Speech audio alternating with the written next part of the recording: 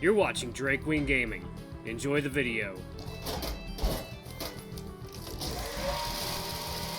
Hey guys and gals, Nary here from Drake Wing Gaming. Some of you know me on Twitter, The Gaming Dragon. Today I'm coming back at you another Let's Play episode of Tangled Stars. Let's go ahead and jump right back into this depressing but still incredibly interesting game. Alright guys, and gals, just sit back and enjoy for the next 18 minutes of entertaining. Let's jump right in. Alarm Chan, you are up and let's friggin' go. Alright, naturally I stop as we take a step into it. What's wrong? Well, you know, I can't see anything. No biggie. Oh yeah, forgot. You're human. Sorry. We stand there in silence for a few seconds, and I feel Alder hesitate to do something. He finally approaches me and out of nowhere grabs my hand gently. Oh! Just get moving. He slowly guides us through the darkness, and although I would normally feel scared or anxious as a guy I met today is leading me down a dark alleyway, I feel safe. No idea why. Because you want that D? Before long, we come out of the darkness, and I'm met with a sight of tables filled with people. Whoa! I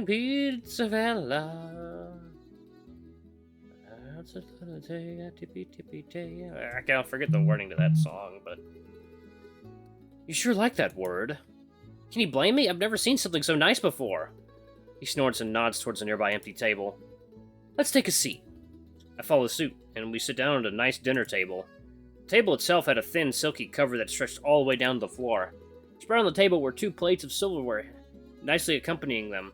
A set that had salt, pepper, oils for salads, and other things that I did not recognize.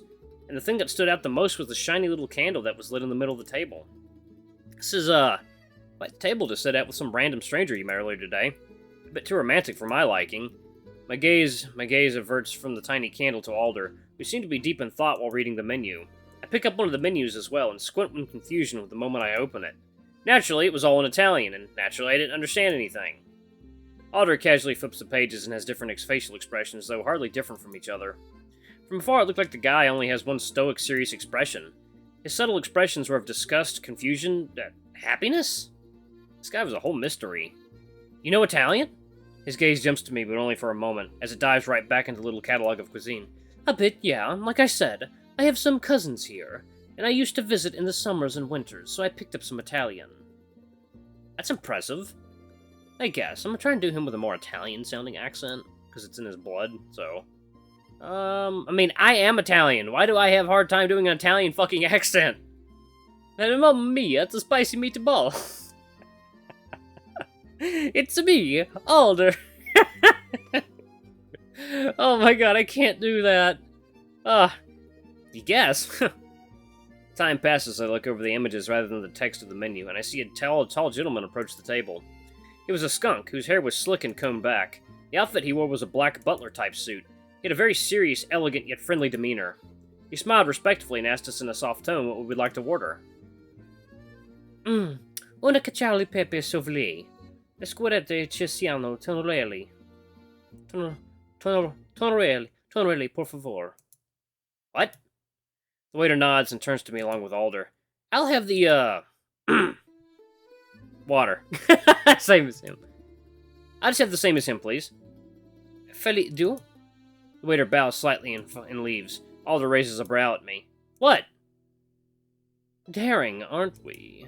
Why not? After all, it's not every day I take a stroll into Rome with a stranger that is kindly treating me to dinner. Who said I'm treating you? He said to me with the utmost seriousness, and I feel my face redden in embarrassment. I'm joking, of course. Obviously, I was gonna... Relax. What a tour guide would I be if I would let you pay for it? His face softens up ever so slightly into a little grin. Oh, you don't have to, though. This isn't your choice to pick. His tone was more playful than before, but that tone of seriousness still lingered. I lay back on my chair and with a sigh and relief, reflecting on how this day went so far. It was interesting to say the least. For the next little while, I chat away with Alder about interesting spots and things in Rome. And before long, our order arrives. A dish of steaming thick noodles covered in melted cheese along with black pepper on top was laid in front of me. The appetizing scent took over my nose and a flood started to form in my mouth. Soon after, Alder's was brought along. I looked at the plate for a split second before digging in, letting the aroma spread throughout my mouth. Everything felt so vivid. The cheese had a slimy yet rubbery texture, just like the pasta that accompanied it. The pepper added to the taste even more, making me close my eyes in pleasure. I'm guessing that you really liked it. I hear Alder snort from across the table, and I quickly gulp down the food I had in my mouth. It's amazing! You have great taste, Alder! Oh, thank you. He starts to eat while avoiding my eyes. For a guy who only seems to be able to muster one emotion, he surely gets embarrassed by the dumbest stuff. I'm gonna bring you a pizza pie. Before I realize it, both him and I are all finished with the dish. If it wasn't so full, I'd definitely have another. I fish out my wallet as I study the bill, and Alder clears his throat dramatically. Didn't I say I'll be paying? Wait, you were serious? Come on, I can pay for my... Nope, you sit right there. I'll be right back. Sure. It's nice to have someone pay for your food, but I can't help but feel bad, though. As he goes to pay, I get up to stretch my limbs. He'll start to appear more and more rarely, and the musicians start to pack up their things. I guess most people leave it around the same time. Before I know it, Alder returns. Let's go. Let's go. I couldn't resist! As I stroll around the shops that start to close, I realize how empty the streets are getting. People start to go their separate ways, and the air starts to feel more calm. I let out a little tired sigh. There's one place I want to show you before we end the day. Oh, and where's that? You'll just have to wait and see. I raise my eyebrows in response, but I go along with it nonetheless. As we exit the brightly lit square, darkness seems to engulf everything and I can see nothing. Alder, where are we going? I can't see anything. You'll see soon enough. I follow his footsteps, the only thing that seems to lead me in this dim place. As we walk further and further, the ground underneath our feet starts to change, and it feels like something softer. Not grass, just softer. Probably dirt? No. I hear Alder speed up, and I quicken my pace as well. Hey, slow down! Despite me saying that, his pace only increases, and before long I hear nothing but my own fast breath. Alder, where did you go? I run in the darkness, having no idea where I am, hoping to find some light or Alder. Did he bring me here to make me get lost? Did he plan this? Did he play all nice just to ditch me? I feel panic seeping in, and I blindly continue running forward. As I do so, I trip over something and more like slip because of the runny earth underneath my shoes and land face first. I get up with a groan and lift my head slowly. My eyes start to adjust, my mouth hangs open at the scenery in front of my eyes. Whoa. Well, hello? Okay, well, I guess that's Alder then. I stand up fully and dust off the sand from my clothes. Slowly I approach Alder, who is looking far into the distance. Lights twinkled in the stretching lands beyond the water. Mountains rose to touch the stars that watched over us. The water in front of us gently splashed the shore with tiny waves while reflecting the web of stars above. Wow, that's kind of fucking beautiful. I sit down next to him, not saying a word, just admiring the beauty of this magical sight. He sighs. It's a sea of light. I turn my head to him, and I see him look high above us, at the stars that were splashed out in the night sky like paint on a canvas. I look around the mountains again, mouth agape at how mesmerizing everything is. Each and every one of these stars holds a story, whether it be happy, sad, or indifferent. It's also diverse and ever-changing, tangling upon itself and finding its way out of the knots it created. Just like us, like every person on this earth. Whether they are otherkin or human, we all have our tangled star that resembles our stories. Specks of light above us are reflected perfectly in his eyes, as he looked at them with a fiery passion. Yet there's a calm air around him, like an ancient tree that watched history unfold, like he uses that blaze calmly to its utmost efficiency, with wisdom and patience. He lowers his gaze back to the water, and a soft smile spreads across his face. I'll do everything in my power to untangle this maze of a life we have. I join him and watch the stretching body of water in front of us. And I'll do everything in my power to help you. He looks at me with a shocked expression, as if he didn't realize I was there, or like he didn't expect me to say that. I want to help this world, guide it in the right direction, help it grow the way it's meant to. I hate how people suffer for things they can't help, for the things they love, for the things they do, for the things they are. I'm sick of watching it all happen again and again. With the little power I have, I'll try to make a change. I look over to him.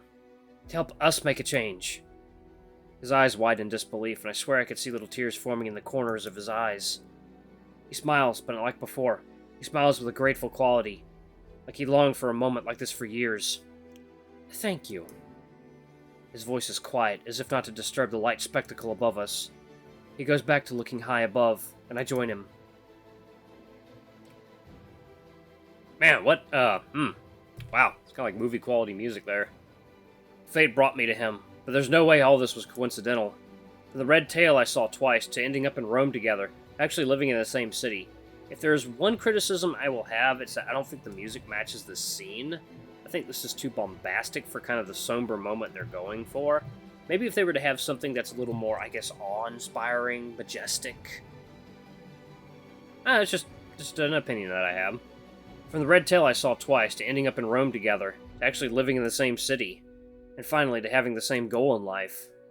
I'm glad I met him, and I can't wait to see what else fate has in store for us. I fumble around with the keys in my hand until I find the right one. Quietly unlock the door and enter the apartment, cautious in case Andy is asleep.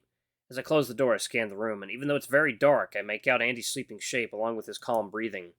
After quietly changing into my nightwear, I slither under my bed's welcoming sheets and watch the moonlight shyly break into our room through the curtains.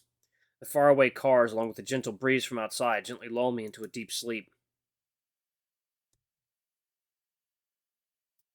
Birds are waking up in the whole world with their nice performance outside, chirping and harmonizing with each other, making your soul feel light and full bliss. Soft morning light was seeping through the little cracks in the blinds that blocked out the sun's warm embrace. On the other side of the room, Andy was breathing softly in a soundful sleep, cuddling close with a pillow larger than him. He looked like a child in such a big bed. I uttered a quiet chuckle as I sit up slowly on the bed, the blanket still bundled up around my waist. The clock on the nightstand reads out 11:23 a.m. I overslept quite a bit. No matter, we're on holiday anyway. Let the cool breeze of the air conditioning stimulate my blood to run quicker through my veins, allowing me to wake up quicker, yet in a more satisfying manner.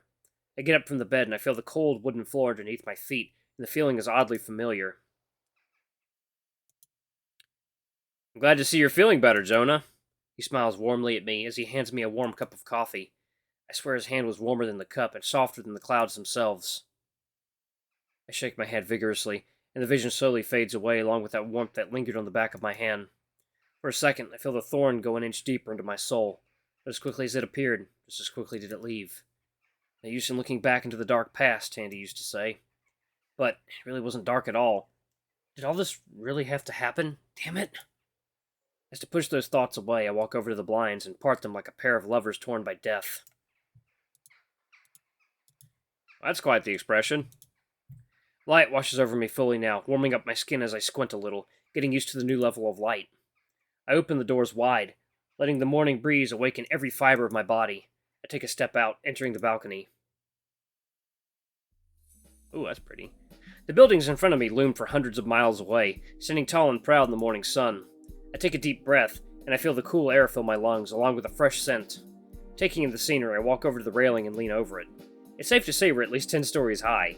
I look above at the ever-stretching clear blue veil which covered the world. The clouds float away, looking like bundles of snow on a frozen morning in the middle of winter. Among the pleasant morning breeze that carried a nice floral smell, something else stood out. Something strangely familiar. Ah, morning, Jonah! The hairs on my neck stand up as I realize whose voice that is. On my left, a room away, Alder was sipping a cup of tea, taking in the landscape just like me. A fine morning, is it not? The breeze ruffles his hair just a bit, and his eyes, you could tell whether the sky was reflected in them as the colors were identical. You could not tell, okay. He sipped his tea. Yeah, it really is.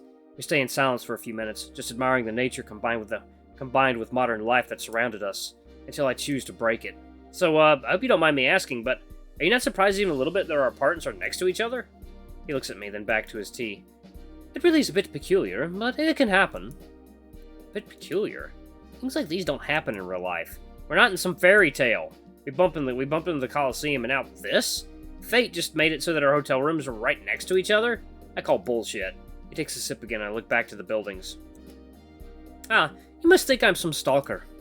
Oh, no, not really. I really don't. It's okay if you do, after all. Those chances are once in a thousand. But wouldn't you say it's a nice little coincidence? If you put it that way, I guess? Is it really a nice coincidence? The corner of his mouth curves up ever so slightly, so little that I could have easily missed it. I lean over the railing again, tapping my fingers against the glass, and I think of something. Wanna have a morning coffee together? He looks at me with the same expression. I don't drink coffee. He raises his cup. Only tea.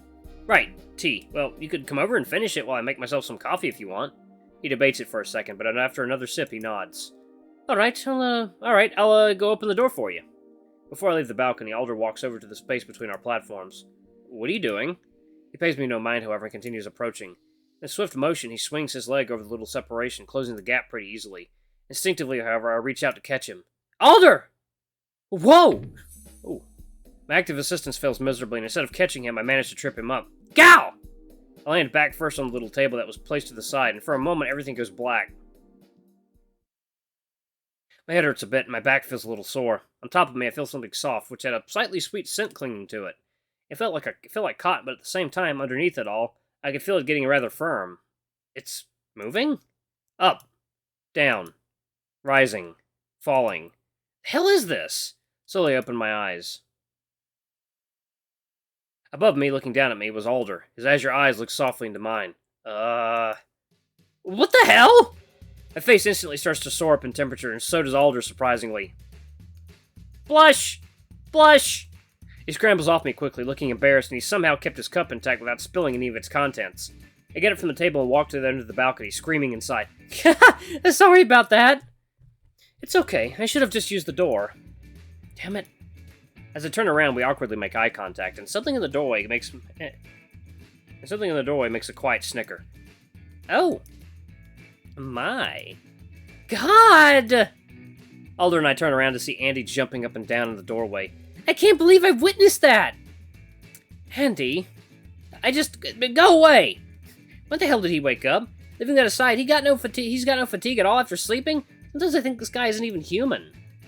Okay, I'll leave you guys to do whatever that was, and I'll go get ready and maybe grab some breakfast for us. Yeah, do that, now! Shoo! Shoo! He laughs as he skips to the bathroom, and once I hear the door close, I let out a sigh of relief. For the rest of the morning, Alder and I enjoy our morning drinks. Andy joins us a bit later with breakfast, and they get to talk about the funny little coincidence of our roomings. Funny little coincidence, huh? This game seems to have a fair few funny little coincidences. First activity of the day, strolling the streets of Rome. Ooh, it's the first time I've seen his tail tip. On my left, Alder had his usual stone-faced expression on, with the occasional nod to the rhythm of the music in his earphones. On my right, the golden-haired incarnation of joy was looking in every direction possible, mouth agape. The personalities on my sides were so different you could physically feel the air clashing. Not in a bad way, though. Alder seemed to be part of our little holiday now, not that I mind, and serves as an anchor that keeps Andy's overjoyous aura at bay. Something itches at the back of my head, though, about this whole ordeal, about this whole coincidence. All I can think about is how unnaturally fast life seems to be going forward. Like, 2 days ago, I was sobbing in my toilet back home. Now, I'm in a different country with a new potential friend. Alright guys, I'm gonna pause it right here. Thank you all so much for watching. Don't forget to like, comment, subscribe, ring that notification bell if it's super thanks, or tip if you can, it always helps. Until the next video, I love you all. I'll see you next time. Bye-bye!